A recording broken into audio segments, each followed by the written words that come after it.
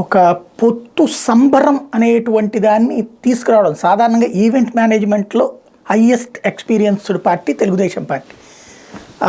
అయితే ఈ పొత్తులకు సంబంధించినటువంటి ఈవెంట్ మేనేజ్మెంట్లో మిస్ అవుతోంది. అప్పట్లో పవన్ కళ్యాణ్ జైలు దగ్గరికి వెళ్ళొచ్చాడు, ఆ రోజున ఈవెంట్లు పెడితే బాగోదు, ఆయన ఆవేశంలో భావోద్వేగంతో చెప్పారు కాబట్టి అది సెట్ రైట్ అయింది. కానీ గ్రౌండ్ లెవెల్లో ఎట్లుందో తెలుసు. అయితే మొన్న చంద్రబాబు గారు ఇద్దరూ కలిసి పవన్ కళ్యాణ్ చంద్రబాబు కలిసి కూర్చుని 24/3 పవన్ కళ్యాణ్ చేస్తారు, మిగతా మేము చేస్తాం అని చెప్తున్నది ఒక సంబరంగా ఓ పూజా కార్యక్రమాలు నిర్వహించి ఒక కాన్సెప్ట్తో నడుపుకొచ్చారు.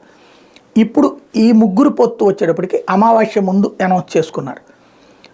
ఆ రోజున అమావాస్య వాస్తవంగా పవన్ కళ్యాణ్ ప్రకటించిన రోజున అమావాస్య ముందే జరిగింది. అప్పుడు కూడా ఇది ఒక సంబరంగా జరగాల్సినటువంటి, ఇప్పుడు ముగ్గురు కూర్చుని చంద్రబాబు పవన్ కళ్యాణ్ ఢిల్లీ వెళ్ళారు, నడ్డా ఓకే అనుకున్నాక ముగ్గురు కూర్చుని ప్రెస్ మీట్ పెట్టాలి కదా. అట్లాంటి ఒక ఈవెంట్ ఘనంగా నిర్వహించడం అన్నటువంటిది మిస్ అయింది. లేదా రాష్ట్రానికి రాగానే వీళ్ళిద్దరూ పురంధేశ్వరి కూర్చుని మాట్లాడాలి కదా, అవ్వలేదు. మేబీ రేపో ఎల్లుండో ఈ లిస్టు ఫైనల్ అయ్యాక అప్పుడు ముగ్గురు కూర్చుని అనౌన్స్ చేస్తారు మొన్నటికి మళ్ళీ. బట్ స్టార్టింగ్ అంటే ఎప్పుడైనా సరే ఎప్పుడు వచ్చాం కాదన్నయ్య గుండు దిగాలి అంటారు కదా, ఆ తరహాలో ఆ దమ్కి ఇచ్చే స్టైల్లో చేసేటటువంటి కాన్సెప్ట్ కొంత మిస్ అయింది. బట్ రాబోయేటువంటి రోజుల్లో సెటరేట్ చేసుకునే అవకాశం ఉంటుంది.